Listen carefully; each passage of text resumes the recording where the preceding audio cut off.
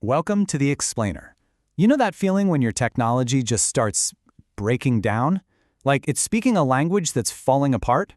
Well, today we are diving deep into that feeling of digital collapse, using a series of poetic audio fragments that really capture the panic and the strange beauty of our relationship with these dazed machines.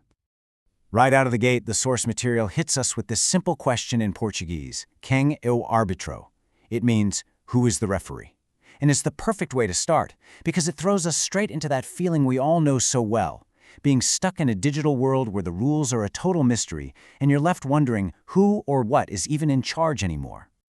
All right, so here's our game plan for unpacking all of this. First, we're going to look at what a broken system actually looks like. Then, we'll get into our own reactions to it, the silent protest and the panic. After that, we'll figure out what's really causing all this chaos. And we'll wrap up with the big choice that all of this leaves us with. So let's get into it. What we're talking about here is way deeper than just your computer freezing up. The source material is pointing to something much more fundamental. It's a breakdown in the very language our digital world is built on. The source has this fantastic term for it, a logical imbroglio. I mean, what a great phrase, right?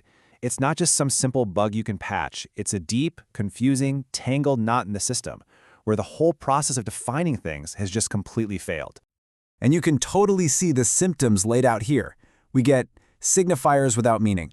Think about an icon on your phone that just stops doing what it's supposed to. Its meaning is totally lost. Protocols are no longer supported, sounds start to break down, even the new generative AI stuff just seems to make the machines more confused. It's chaos. Okay, so the system's a mess. But what about us? How do we, the humans in this equation, actually respond to all this failure? Well, the source suggests it's a mix of two really different extremes, a kind of deep, silent protest, and then these sudden flashes of panic. You know, it's kind of ironic. We're surrounded by dings and notifications and constant noise. But in the middle of all that, the source points to this really haunting silence. It's the silence you feel when you're totally disconnected, cut off. It's like a quiet rebellion against a system that just isn't listening anymore. And then, bam, that quiet despair is just shattered by moments of what the source calls binary panic. And you know this feeling, right? It's that jolt of pure anxiety when you realize the system just will not run. There's no connection. Everything feels like it was literally programmed to stop, and it triggers this very real, very internal wave of panic. Now this is where it gets really interesting. This quote, ajoelhos rezam calados, means kneeling they pray in silence. And think about that for a second. Our response becomes almost spiritual. When we're faced with a machine that won't listen, we're reduced to this primal, helpless gesture. It's like we're praying to some cold, unfeeling digital god. So what puts us in this position to begin with? What is this system that forces us to our knees? Well, the source material argues it's something baked right into our culture, a relentless obsession with the new, a kind of tyranny of planned obsolescence. And this slide just lays out the trap perfectly, doesn't it? On one side, you've got all the promise, the new shiny thing, the endless hype. But what's the reality on the other side? That shiny new gadget quickly becomes deprecated, obsolete, or as the source calls it, a sucat, just another new piece of scrap for the pile. And here, the source just cuts right through all the noise. This isn't just about being frustrated. It's a direct challenge to the whole consumer engine that keeps this cycle spinning. It's the simple, pretty radical idea that maybe, just maybe, this constant desire for the new is something that's been sold to us. And let's be real, the personal cost of this endless upgrade cycle is huge. It's this feeling of total exhaustion. It's spending all this time staring at screens, pouring our energy into them, only to find that, in the end, nothing really works the way it's supposed to. It's a state of permanent digital fatigue.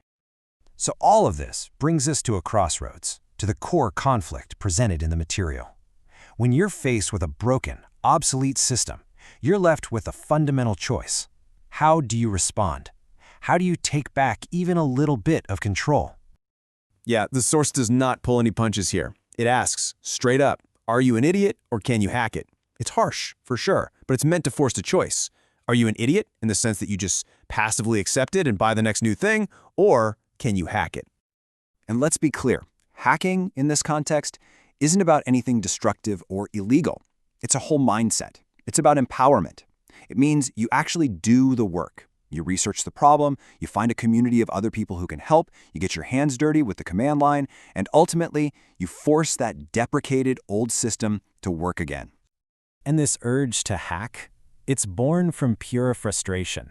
It's for when your drivers are incompatible, when the world makes you feel outdated, when the modern internet basically refuses to talk to your older hardware. It's a fight for survival, really, and it's fueled by a righteous rage against a system that's designed to be disposable. And in the end, this entire struggle, the system failures, the panic, the choice between hacking and buying, it all just boils down to this one deeply human question. In a world of constant digital noise and broken promises, the real goal isn't just a working machine, is it? It's a quiet mind. It's finding a way to simply sleep again.